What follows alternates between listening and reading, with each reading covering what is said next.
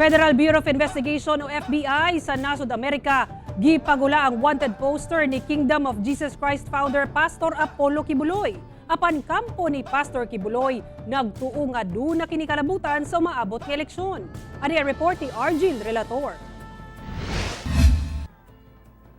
Gipagula sa US Federal Bureau of Investigation kun FBI sa Amerika ang wanted poster bato kay Kingdom of Jesus Christ Pastor Apollo C. Quiboloy.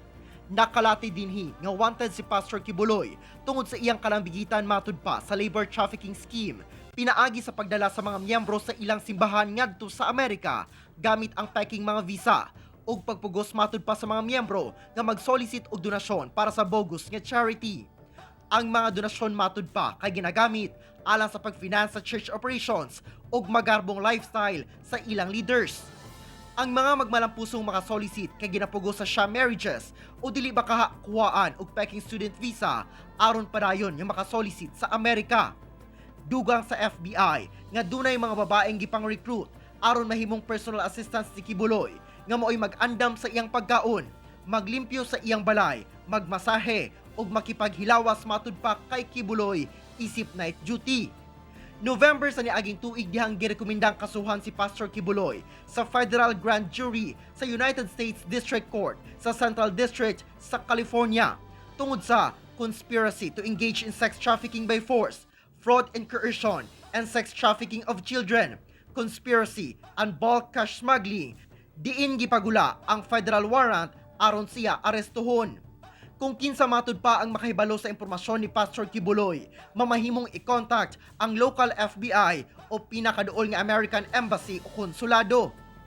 Alang sa mga abogado ni Pastor Quiboloy nga nakabase sa Pilipinas nga sila Attorney Ferdinand Topacio ug Attorney Dina Tolentino Fuentes ug sa Amerika nga si Attorney Michael J. Green, dili na kinahanglan nga pagawasan pa og wanted posters si Pastor Quiboloy kay bisan si kinsa nakahibalo matud pa kung asa karon ang pastor. Gani sa niaging gabi, nag-live pa kini sa iyang TV program.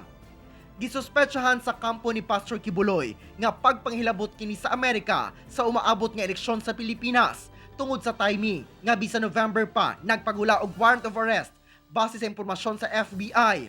Karon pa gipagula ang wanted poster. Well, indirectly, it is undermining the candidacy of Sara Duterte. Indirectly, it may be undermining the candidacy of Bongbong Marcos or whichever candidate the United States does not want to win in this country. It is a distraction. It is an issue against the administration. Niadtong petsa 1, gibutyag ni Pastor Quiboloy ang iyang pag-endorso sa unity team ni Marcos ug Duterte. Dili sama sa proseso sa pag-file og kaso sa Pilipinas, wala matud panahatagan og higayon nga madungog ang kampo ni Quiboloy sa Federal Grand Jury indictment. It's so simple to get the indictment. I would venture to say 1% of the cases in the United States where prosecutors go in front of a grand jury and ask them to charge somebody that they decide not to. It's just a rubber stamp of calling your own witnesses, asking your own questions, and they just sign it, off you go. Dugang sa legal counsel ni Pastor Quiboloy, doon na matudbay proseso ubos sa customary international law o extradition treaty sa Pilipinas, subay sa gipagulang wanted poster sa FBI. The U.S. State Department has to forward a request to our Department of Foreign Affairs with respect to the warrant and the indictment if they wish to request for extradition under the 1995 extradition treaty.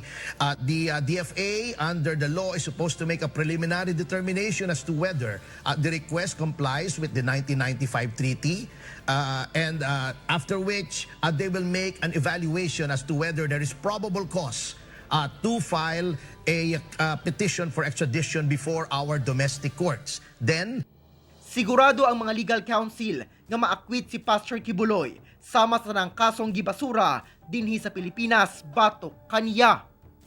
Ako si Argil Relator para sa One Mindanao.